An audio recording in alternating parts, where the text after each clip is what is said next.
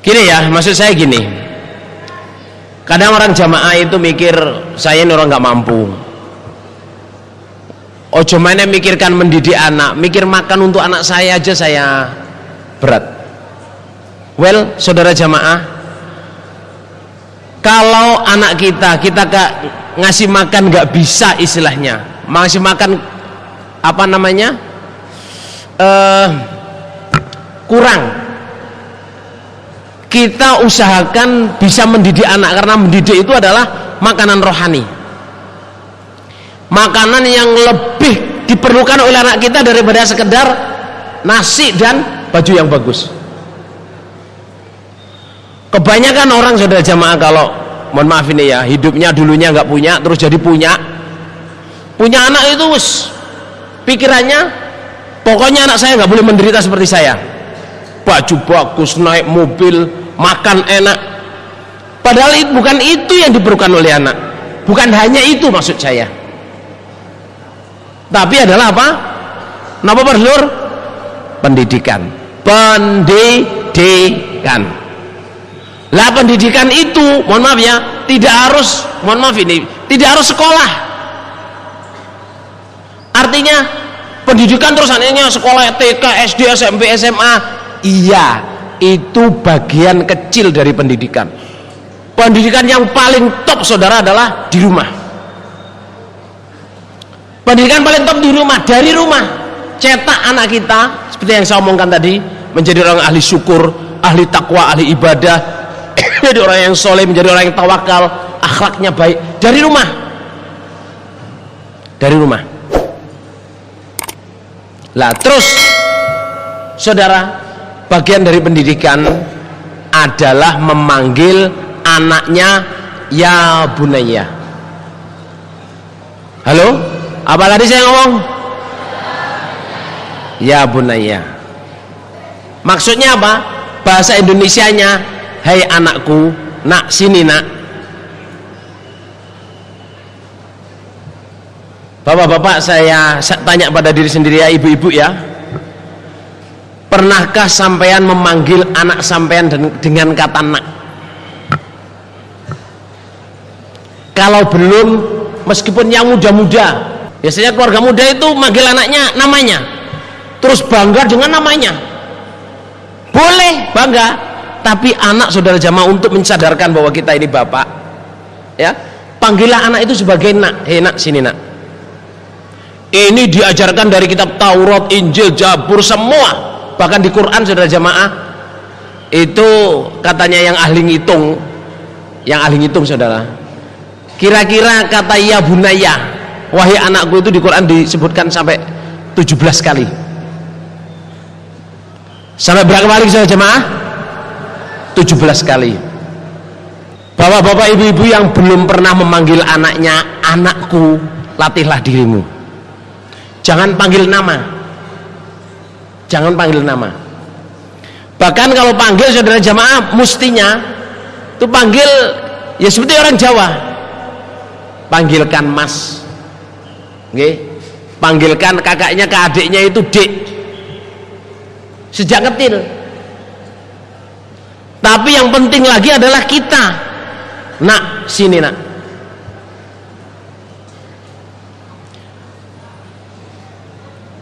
Sangat mudeng nomor ini. Nggih. Keluarga muda-muda yang anaknya baru umur 5 tahun, 4 tahun, 2 tahun, jangan memanggil anak dengan nama saja. Latihlah dirimu memanggil anak itu dengan kata nak, sini nak, sambil dirangkul, karena di Quran nyontohnya begitu. Surat Baqarah, am kuntum syuhada id hadir yaqubal maut id qala li banihi ma ta'buduna mim ba'di. Surat Yusuf, gitu, id qala Yusuf abi ya abati inni ra'aitu ahada asyara kawkaba wasyamsa wal qamara ra'aituhum li sajidin qala ya bunayya la taqsus ru'yaka ala ikhwatika fayakidu laka kaida. Ya bunayya, Luqman, saudara jamaah, memanggil anaknya. Il qala Luqman li binihi qala Luqmanu libnihi wa huwa ya'iduh ya bunayya la tusyrik billah inna syirka dzulmun adzim. Saudara, ini satu kata-kata ya, satu kata-kata memanggil kepada anak itu sangat penting. Sangat penting. Saya sendiri merasakan, saudara jamaah. Saya dulu lama manggil anak saya itu nama Umah. Tapi lama-lama saya harus merubah, nak sini nak. Karena memang di Quran seperti itu. Nah itu. Nah, terus saudara jamaah, ini sekarang menginjak prioritas pendidikan. Ada beberapa masayikh itu ulama-ulama dulu. Ulama dulu itu maksud saya bukan ulama. Ulama dulu itu seperti sahabat, tabiin, ya toh. Ahli tafsir. Mangkul, okay? Bukan awuran, saudara. Itu yang pertama itu mereka mengkategorikan pendidikan utama bagi anak itu kalau menurut surat Luqman, okay? Menurut surat Luqman, yang pertama ditulis ya, yang pertama anak itu diajari tentang keesaan Allah, diajari keesaan Allah untuk tidak syirik kepada Allah. Kalau bahasanya umum itu orang diajari tauhid, Allah itu satu, Allah itu maha kuasa, ya, Allah itu satu, Allah maha kuasa. Yang pertama. Yang kedua, nomor 2 itu diajari untuk berbuat baik kepada orang tua, birrul walidain. Nah, birrul walidain. Nah, birrul walidain ini yaitu contohnya yang paling top untuk birrul walidain ini, yang paling top di situ disebutkan syukur. Jadi birrul walidain maksudnya anak diajari syukur kepada orang tua.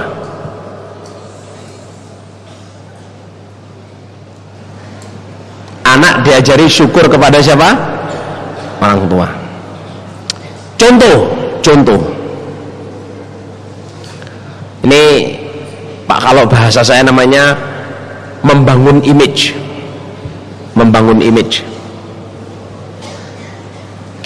Suatu hari saudara jamaah, bapak duduk dengan anak-anaknya, ngomong, Duk le, ya, Duk le, lihat itu ibu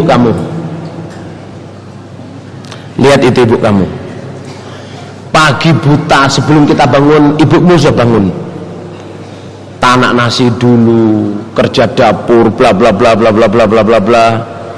Terus itu bangunin kita, sholat, nyiapin sarapan, nyiapin baju kamu. Sejak kecil bu kamu itu kayak gitu. Diceritain saudara, keadaan anaknya. Diceritain gimana seorang istri memperjuangkan hidup untuk anak dan suaminya. Lihat ibu kamu itu, nanti kamu pagi siapin sarapan, baju kamu, habis itu kamu berangkat sekolah, beliau bersih-bersih rumah, habis itu belanja, masak, kamu datang udah mateng, habis itu nyiapin apa-apa macam-macam, seru sampai kita semua udah tidur, ibumu masih ngangatin sayur, ngangatin ini, make sure semuanya rapi. Tahu nggak nak? Makanya Allah memerintahkan kamu untuk menghormat ibumu.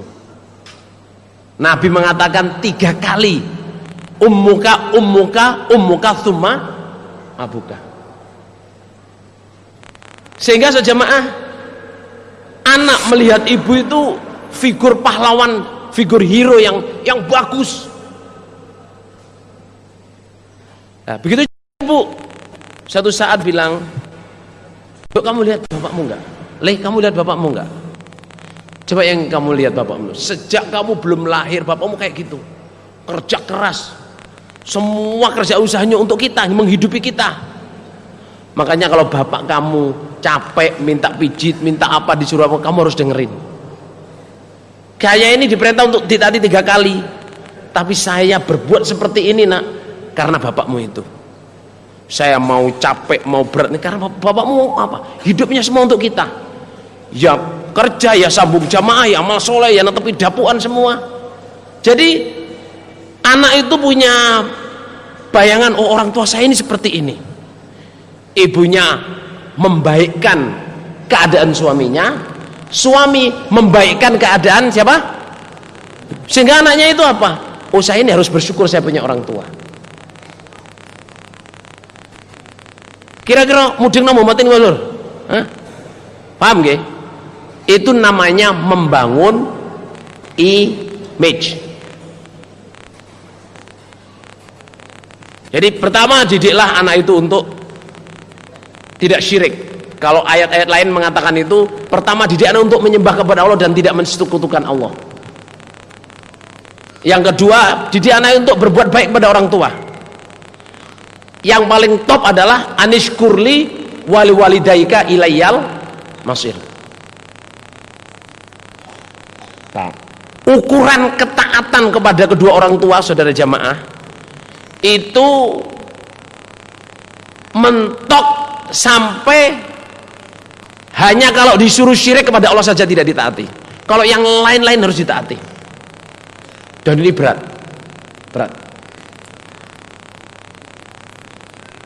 Paling kalau urusan cinta, saudara. Gimana Pak Lur? Urusan cinta. Maunya disuruh kawin sama ini, tapi sudah kadung janjian sama ini. Gimana Pak Lur? Boso digagalkan itu yang janjian mengingkari janji, Pak Lur. Ada dulu orang berhasil di Indonesia, saudara jamaah, orang berhasil di Indonesia, saya nggak mau sebutin orangnya ya. Itu salah satunya, saudara jamaah, teliti itu dia itu baik ke orang tua. Suksesnya itu, saudara jamaah, karena baik kepada ibunya. Dia bujang dengan gaji segitu, saudara, bujang. Itu oleh ibunya dibawain foto perempuan. Coba kamu lihat perempuan-perempuan ini. Ini ibu berkenan semua. Kamu pilih. Apa jawabnya? Ibu pilihkan untuk saya. Itu yang saya nikahi. Zaman nikah ya, lewancar. Karena apa? Kehidupannya itu didukung oleh ibunya. Atas ridho orang tuanya. Lah ibu-ibu jangan mempersulit anak. Ngoten nggih? Jangan mempersulit anak. Jangan membuat anak itu susah mengambil keputusan. Dalam arti apa? Diperintah yang tidak menyenangkan dan bilang, saya ini ibumu, kamu harus taat saya. Jangan sampai. Kayak gini. Pendidikan ini ya saudara jamaah, kadang itu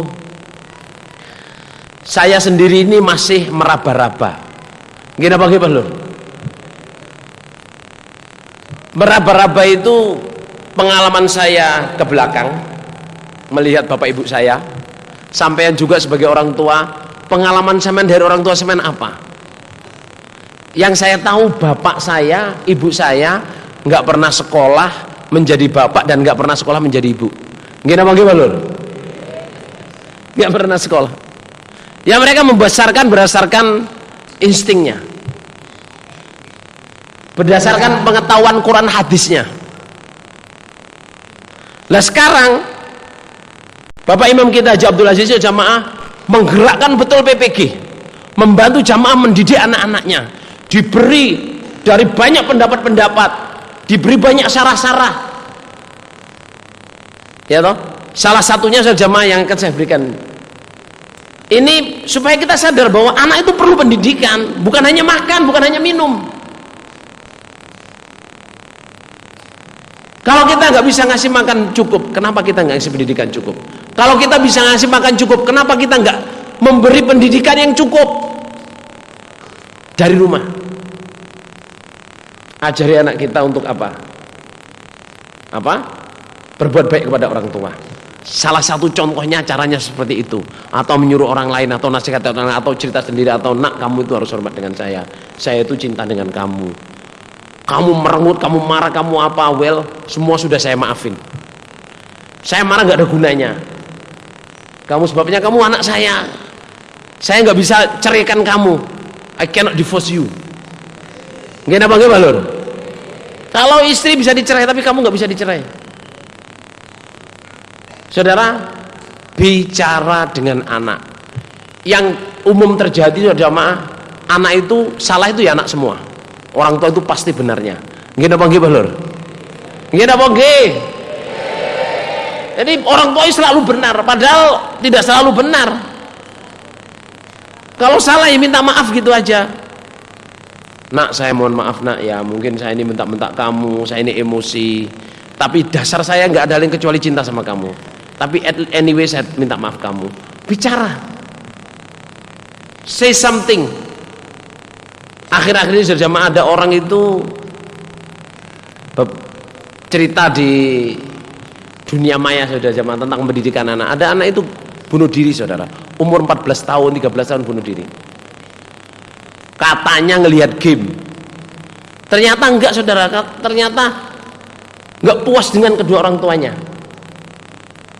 Anak itu sebagai objek, anak itu sebagai alat pemuas nafsu orang tuanya. Apa itu?